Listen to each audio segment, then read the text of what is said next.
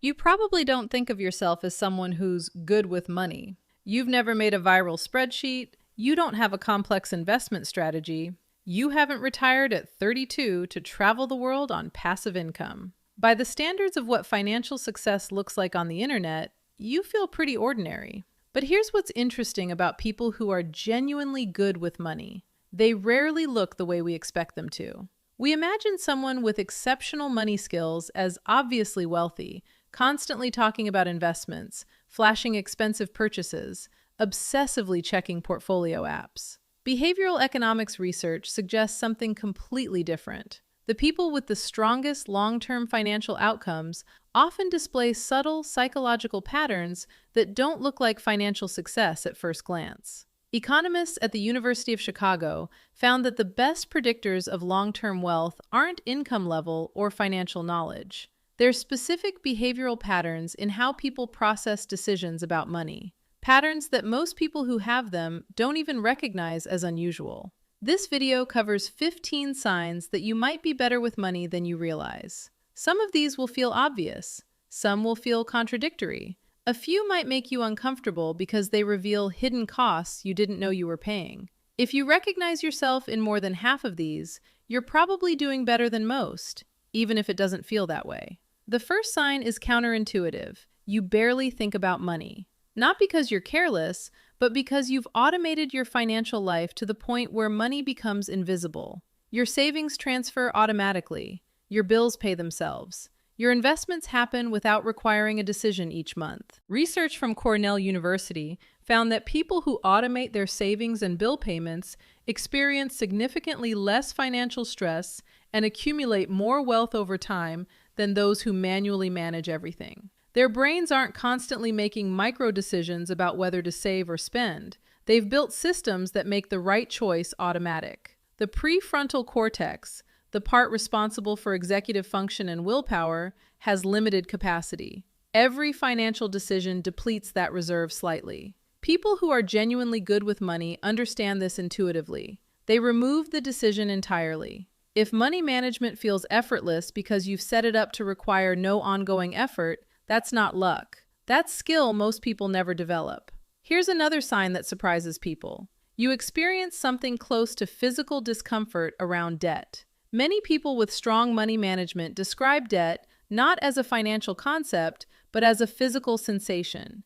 They'll say things like, "It feels heavy," or "I can't sleep when I owe money." This isn't just metaphor. Studies using functional MRI scans show that for some people, debt activates the same neural regions associated with physical pain and threat detection. Neuroscientists at Stanford found that individuals with this heightened sensitivity to debt often grew up in environments where actions had direct and immediate consequences. Their brains learned early that owing something meant real danger. That's not always comfortable, but it creates an almost unconscious drive to eliminate debt as quickly as possible. If carrying a balance on a credit card genuinely bothers you, not intellectually but viscerally, your brain is wired in a way that naturally protects your finances. You also might notice that you think in percentages rather than dollars. Instead of thinking $50 saved, your brain automatically translates to 2.5% of my monthly income set aside.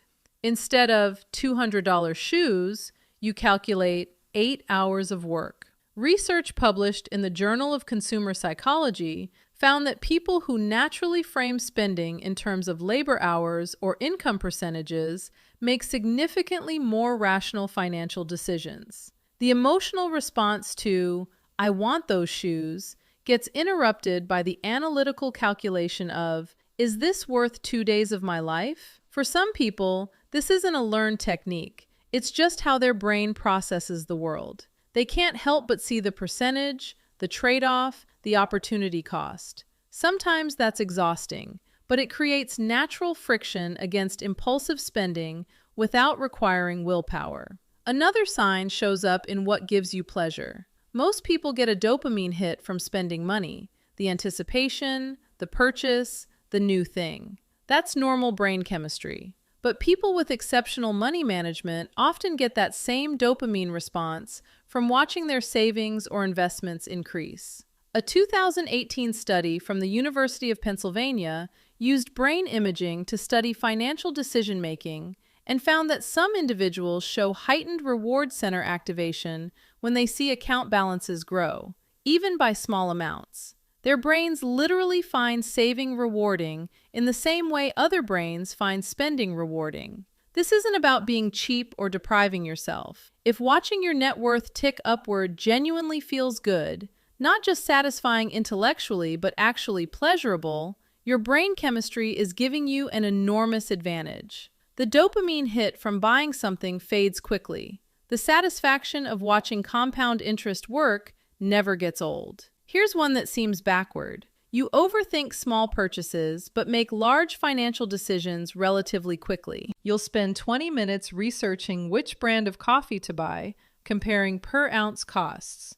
But then you'll confidently invest $10,000 in an index fund without much hesitation. This makes sense when you understand how the brain processes pattern versus anomaly. Small purchases are patterns, repeated decisions that compound over time.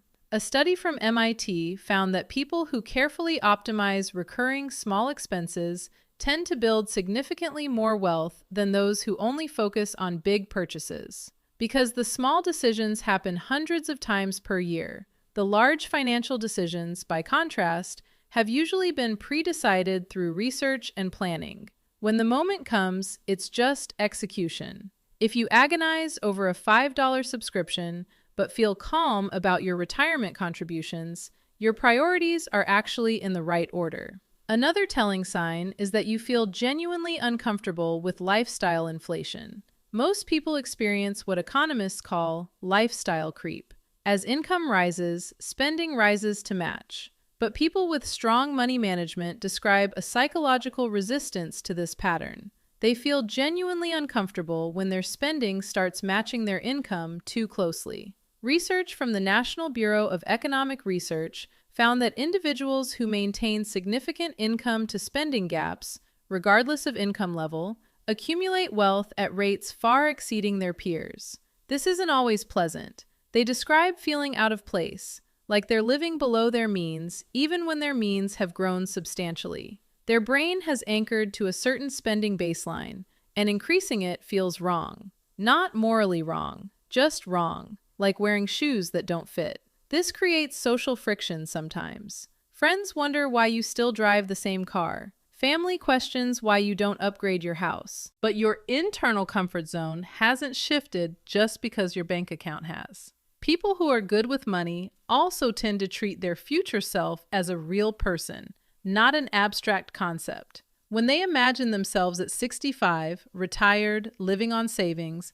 that person feels vivid and present. Studies using virtual reality at Stanford's Virtual Human Interaction Lab found that when people interact with aged avatars of themselves, their saving behavior changes dramatically. But some people naturally have this mental connection without the technology. When they're considering a purchase, they're not just thinking, do I want this now? They're thinking, does 65-year-old me wish I had this, or wish I had invested this instead? And they genuinely care what that future person thinks, because to them, that future person is already real. Related to this is something psychologists call affective forecasting. You experience buyer's remorse before you buy. Most people feel that sinking regret after a purchase, getting home and thinking, did I really need that? But people with strong money management often feel it in advance. They feel the regret before the transaction happens. A 2017 study from Princeton found that individuals with strong affective forecasting abilities in financial contexts make fewer impulsive purchases and report higher long-term financial satisfaction. Their brain runs the simulation. I buy this, I get home, I feel foolish. And they feel that foolishness now, before the money leaves their account. It creates a natural brake on impulse spending, not through discipline, but through accurate emotional prediction. You might also notice that you know your numbers without having to check. If someone asked you right now what your checking account balance is, your total debt, your approximate net worth, you'd be close without opening an app. Not because you obsessively monitor it, but because you've developed an ambient awareness of where you stand. This awareness isn't about anxiety, it's about orientation. The same way you roughly know how much gas is in your car or how much food is in your fridge, you know where your finances are. That background awareness prevents the kind of drift where people suddenly discover they've been overspending for months without realizing it. Another sign that's easy to miss: you don't feel the need to tell people about your money situation.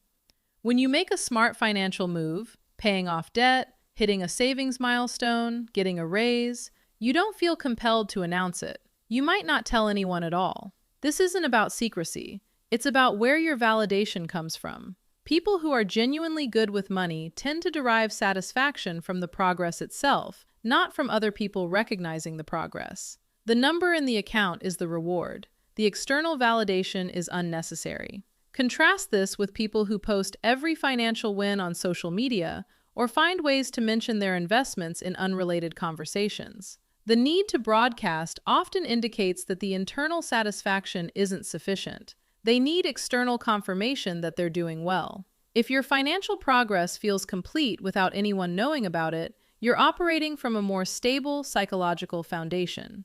There's also something that sounds dark, but is actually protective. You carry detailed mental scenarios of financial disaster, job loss, medical emergency, economic collapse, market crash. You've mentally walked through these scenarios repeatedly. You've already grieved the hypothetical loss of income, already planned for the potential market crash, already figured out how you'd survive. Psychologists call this defensive pessimism, a strategy where people set low expectations and mentally rehearse potential problems. Research from Wellesley College found that defensive pessimists actually perform better in uncertain situations because they've already processed the anxiety in advance. This probably contributes to financial anxiety even when things are going well, but it also means you build robust emergency funds, diversify income streams, and avoid over-leveraging, because you can vividly imagine what happens if you don't. You might recognize this one.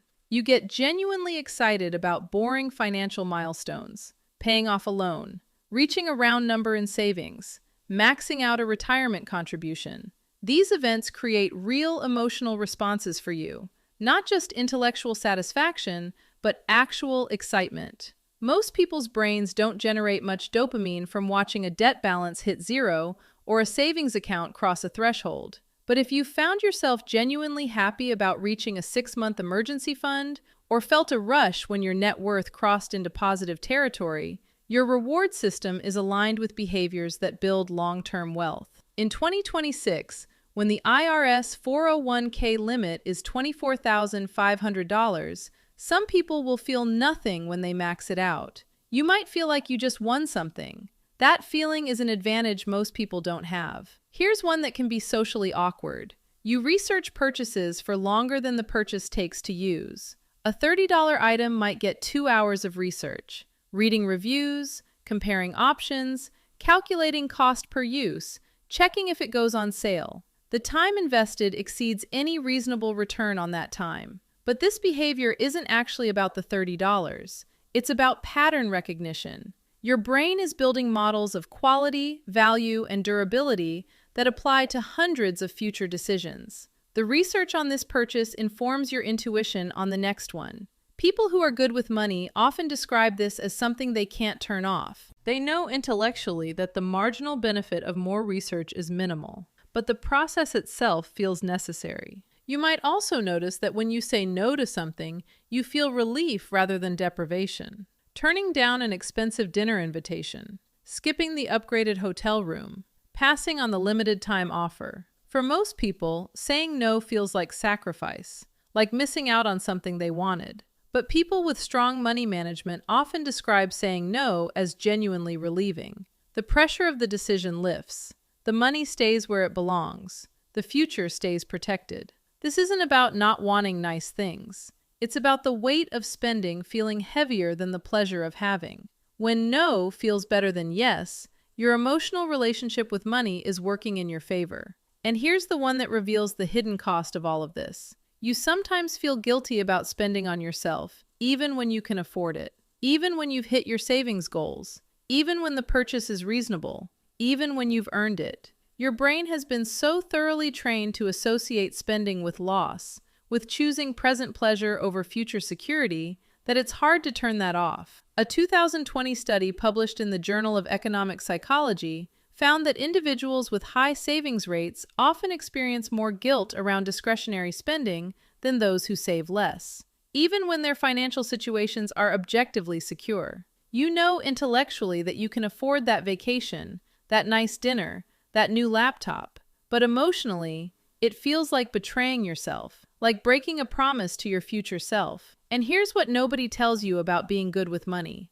Sometimes it doesn't feel good. Sometimes it feels like denying yourself constantly, even when the denial isn't necessary anymore. So what does all of this actually mean? When you look at these 15 signs, they don't all look like advantages. Some look like anxiety. Some look like overthinking. Some look like an inability to enjoy the present moment. And you'd be right. That's exactly what they can be. The psychology of money management is complicated. These aren't people who've simply mastered some financial techniques. These are people whose brains process risk, reward, time, and security differently. Sometimes that difference came from childhood experiences. Sometimes it's just neurology. Sometimes it developed as a coping mechanism during financial hardship.